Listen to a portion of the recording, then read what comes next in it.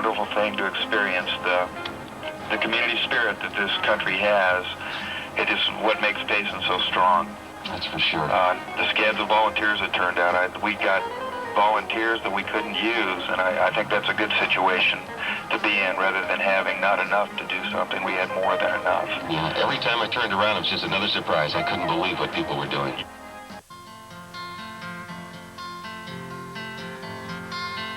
You're the leaders of this victory. The Dude Fire was started by lightning, like many others have been in these central Arizona mountains.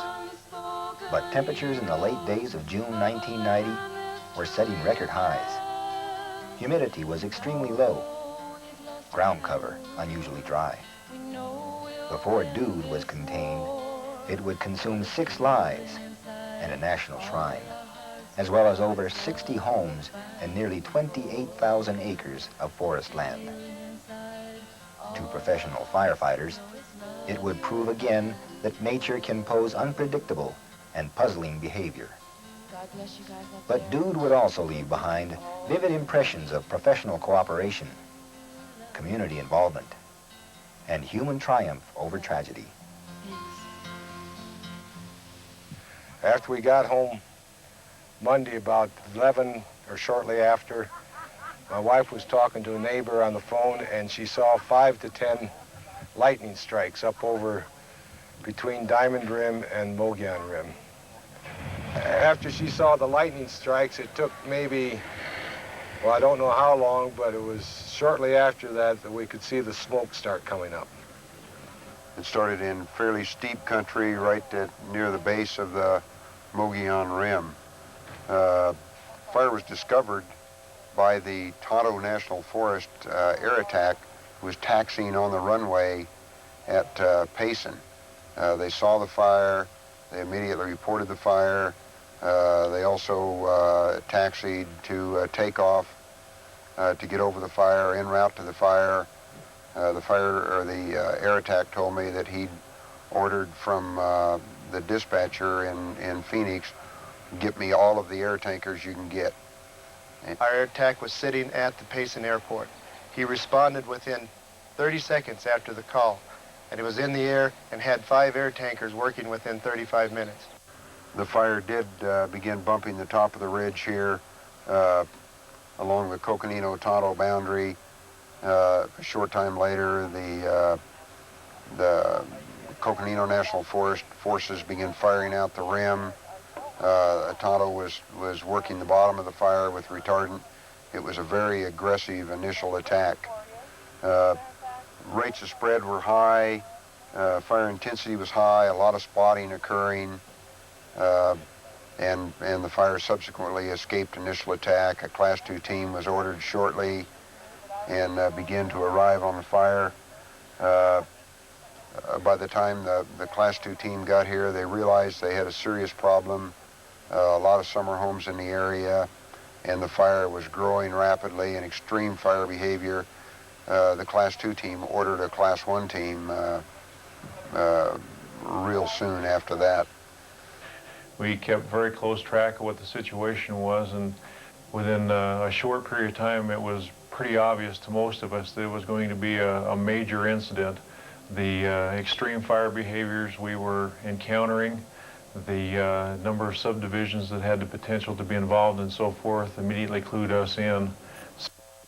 Our team was called Monday night about 9 o'clock to come to this fire.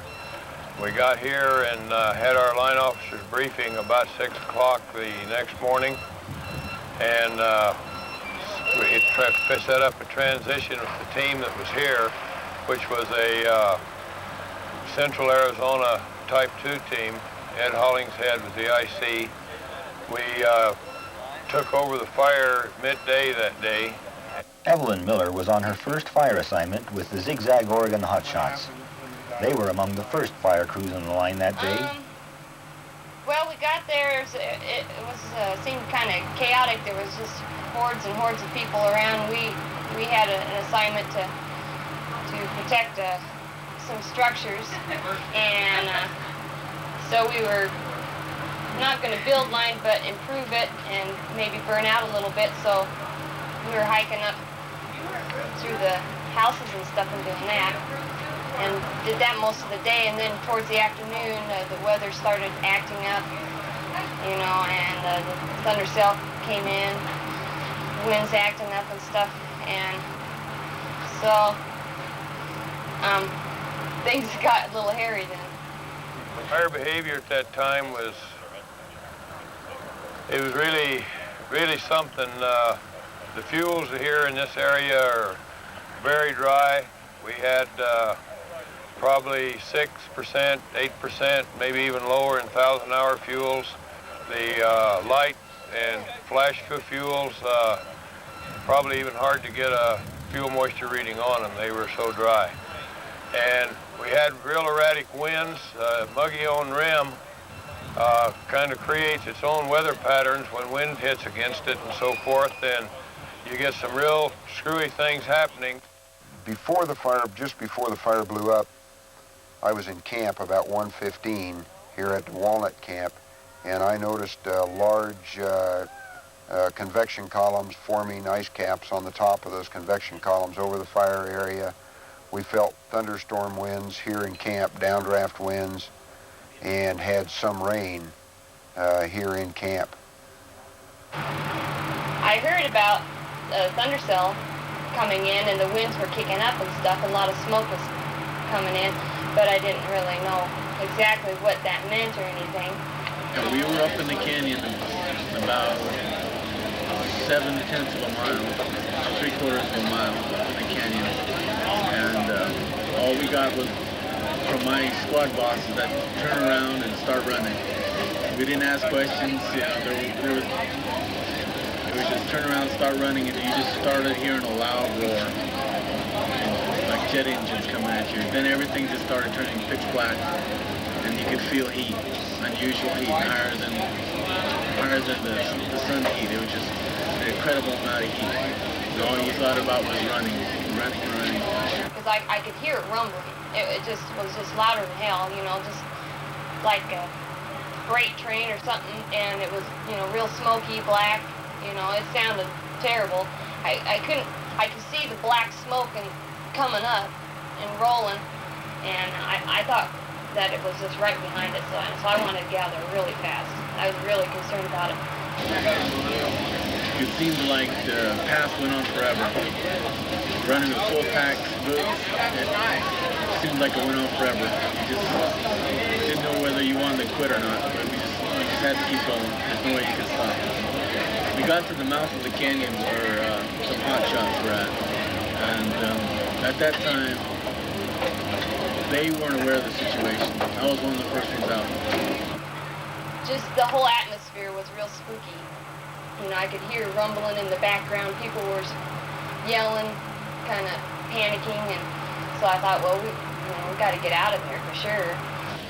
We knew the crew was up there, but we thought maybe they had another escape route up that way. We just, you know, we had really no idea. Well, we heard the communications going on through the radios, you know, with Paul and, you know, the various people out there, and so everybody in the area knew what was going on.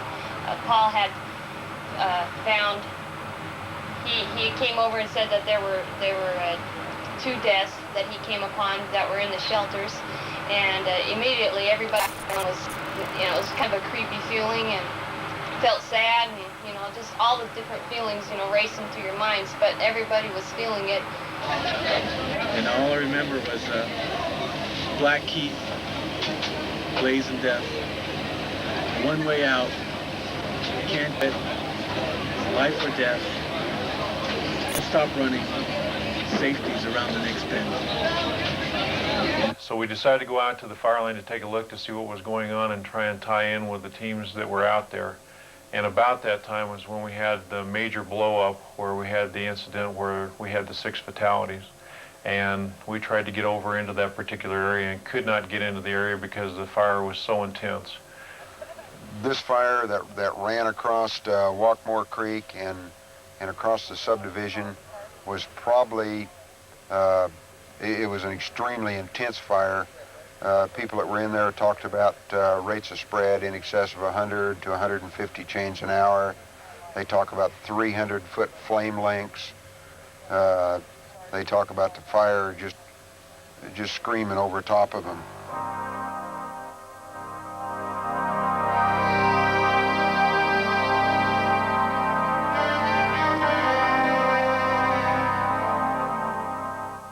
We have evidence from the line that we had temperatures in excess of 2,500 degrees during some of those burns because of some of the things that were found, like in the home areas, melted glass.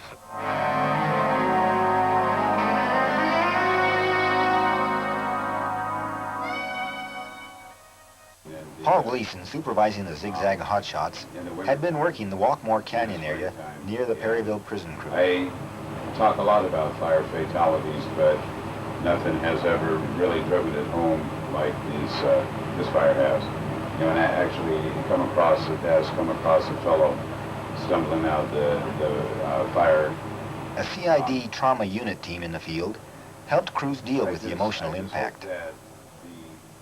It was real tense around there for a long time, and everybody just pulled together and started helping each other. Even the crews that were involved in the tragedy helped each other by talking through it to each other.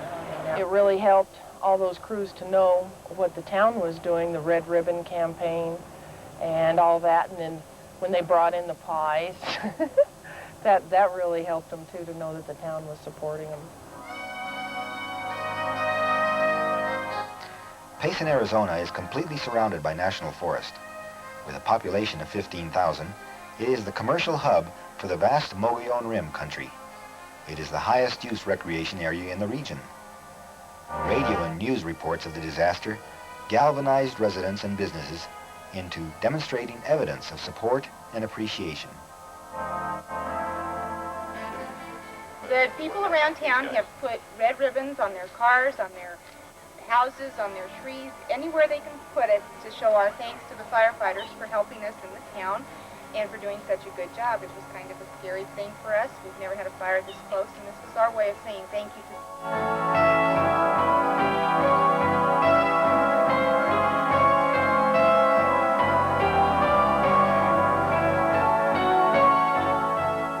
We needed something out here that the county or the community of Payson or some of these outlying areas, the residents and so forth, if we wanted it, we had it. It was really terrific. We called our boss up and he said, any truck you need, on moment's notice, you call me and he'll get it up there for us, which he did. So. Yeah, we were real fortunate that they offered to donate a truck. I mean, that's something I've never seen done before. Yeah. That made everybody here in the company feel good too. Yeah. Employees were really, just wow, that's great when they found out about that. That just makes you feel so good that you could help out. Since you can't actually go out there and fight the fire yourself, this is what you can do to help. Exactly. Wednesday afternoon, we had a guy, Rob's RV Service, came here and presented me with a $500 check in honor of the firefighters here in Payson. It was fighting a big fire, the Dude fire here. He told me to contact all the radio stations here in the area and contact the ranger station here in Payson and let them know that he has donated $500 of pizzas, worth pizzas for Payson Pizza Hut for these firefighters. And he put a challenge, what it was is a challenge. He wanted all the businesses to get involved. We threw together not only Flagstaff to help our Payson crew, to build a power line over the course of one day. Typically it takes, I would say, anywhere from 4 to 6 to 8 weeks. One thing that happened during this fire that just amazed me was the cooperation shown between all government agencies and the private sector.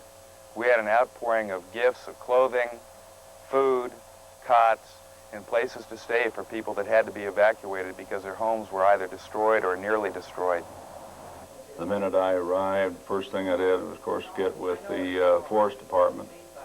And they briefed me on where the fire was and what they thought was going to happen. Then the next, we had a meeting with the Sheriff's Department. And then, of course, with our town police department. And from there, we started gathering the various agencies, either together here in Payson or like the National Guard now being in Phoenix, I called General Owens told him that there was a possibility that we would need the National Guard here. He says, you tell me when and we'll have them ready. So it just started in that way. Some of the things were accomplished over the phone. We did the paperwork at a follow-up at a later date because of essence of time of the fire. As far as participation and working together with other organizations that we don't even know, everything went really great. The public worked with us fantastic. You do have public at times like that do get argumentative with you, and you just got to take enough time to explain to them the dangers and potential dangers that may exist. The Forest Service, you know, we can't say enough for them. They worked well with us. The other departments that came in, Department of Public Safety, the Arizona Game and Fish, most everybody knew the area, and it just went super well. It couldn't have been any better if it would have been planned. And everything just fell right into place. You might notice in the background our flags are flying at half-mast. That's an honor and memorial to the firefighters that died fighting the Dude Creek fire. The fire was certainly a tragedy, but it could have been a lot worse. Fortunately, the town of Payson, Gila County, and the Forest Service had prepared an evacuation plan for the town of Payson. We didn't have to use it, but we could have, and I'm glad we had it. It made our jobs a lot easier. The urban interface problems in Gila County are particularly challenging because only 3% of the land is privately held. Although homes were lost in the early stages of the fire, it is undoubtedly due to pre-planning efforts that greater tragedy was averted. In an urban interface, we know it's going to happen. It's just a matter of when. And we have to be prepared for such things as evacuation and how to care for the evacuees.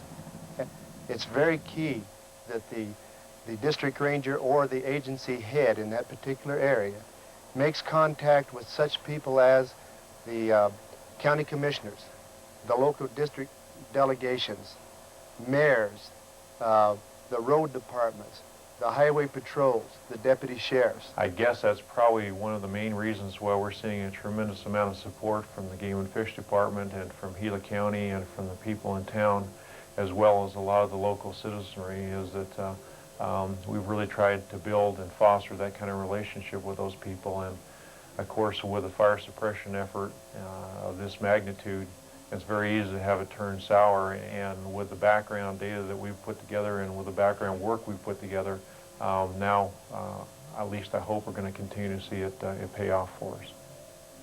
I had been to Rim Trails for a homeowners meeting on Saturday. The fire broke out on Monday, and it's kind of unique that one of the things we talked about was evacuations and that type of thing, and I think it was very fresh in a lot of those people's minds. And I have been talking with the planning with the Gila County Sheriff's Office, specifically Dave Vaughn, about what we were going to do when some of these homes went up. We went in and talked with the people inside Bonita Creek subdivision and talked to them about evacuation procedures. We made contact with every resident in there that was in the subdivision at that time. Approximately, I would say in late evening hours, I think it was still in daylight hours, is when we were notified by the Forest Service to go ahead and evacuate Bonita Creek subdivision. The fire was getting pretty close. There may be 8 people or 8 families, I'm not sure which. One is a wheelchair patient here at Diamond Point. I may need something to, I think we can get cars generated. The realistic response to that kind of thing is it feels good in a lot of ways, but it also feels bad. Of course, some of the areas we were able to save as a result of some of the work we've done, and also some of the areas we were not able to save even though we did all that work. So there's mixed feelings about that. To me, it was a big nightmare, but I think that sometimes there were some places there that, for example, we lost all of Bonita Creek, you know. I'll be truthful with you. I had never been able to get together with Bonita Creek people. I have a lot of contacts in Bonita Creek. Bonita Creek were just nice fires and that type of thing, but I failed in actually convincing them somehow that we had a problem up there. You hate to have a tragedy like this really bond a community and the regulatory needs from everything I can see to bring all those entities together to actually get some rules and regulations where we can actually have control over some of this kind of thing in the future. There wasn't enough conviction either by the instructor or by the people that were receiving the message to take that in, to adhere to it. You know, the lookouts dealing with an environment like a fire environment where there's all those objective hazards, it's extremely important, and it's extremely basic, you know. I don't know what the problem is or what it takes to listen. I think this has got a lot of, the fire got a lot of attention now to some very constructive work. The Dude Fire raged through the last hot days of June, while the battle against it escalated rapidly with additional personnel, supplies, and equipment.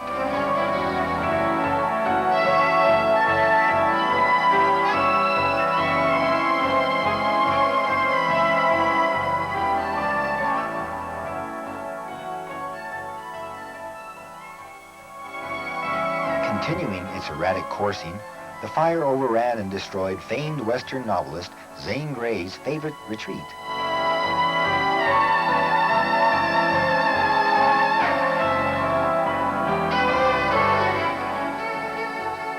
A modern cabin nearby was untouched.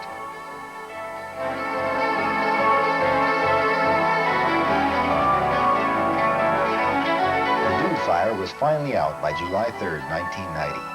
8 days after its inception, as a staccato burst of lightning.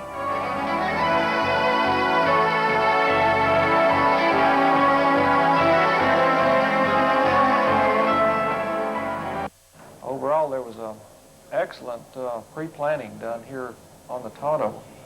They have an outstanding preparedness plan. Their service organization was intact and fully operational. The facilities here were fully set up and ready for us. They had the escape fire situation analysis ready, and the pre-planning was just outstanding. Dynamics of natural forces gave the Dude Fire its peculiar character. But like all incidents of wildfire, it contained both interesting lessons and cautious reminders. To maintain respect for the ultimate unpredictability of fire behavior, and to be constantly observant of all basic safety training fundamentals. The Dude Fire also illustrated the effectiveness of cooperative planning and community involvement policies. It made a strong statement to homeowners about urban interface factors and responsibilities, and made evident that agency focus on the problem is justified. And in the end, the Dude Fire proved again that the organization works at its best when each person assumes a fair share in the complex task of forest fire suppression.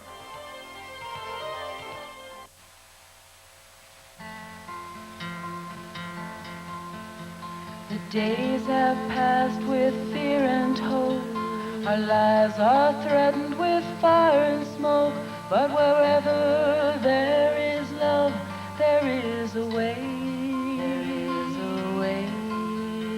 Our very best are fighting strong, trying to save a love where we belong. And because of your dedication, we have to say, you're the leaders of this victory. You're the hope we all possess.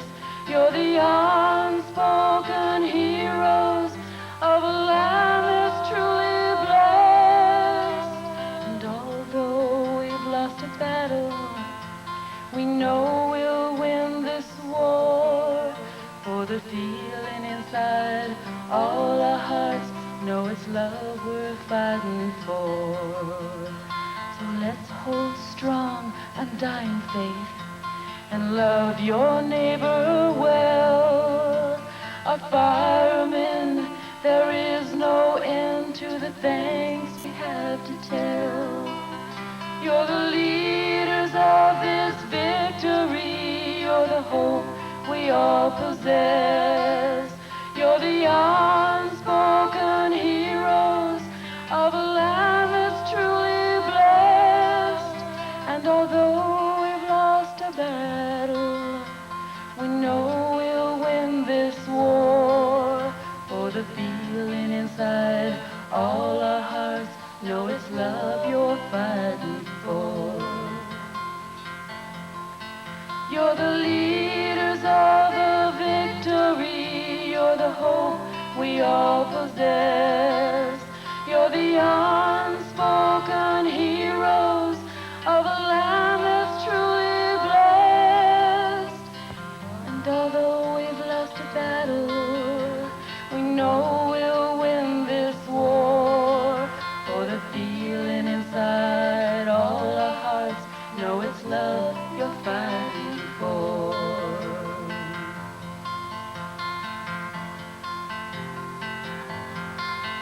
You're the leaders of this victory. You're the hope we all possess. You're the unspoken heroes of a land that's truly blessed. And although we've lost a battle, we know we'll win this war. For the feeling inside all our hearts know it's love you're fighting for. The feeling inside all our hearts know it's love you're fighting for.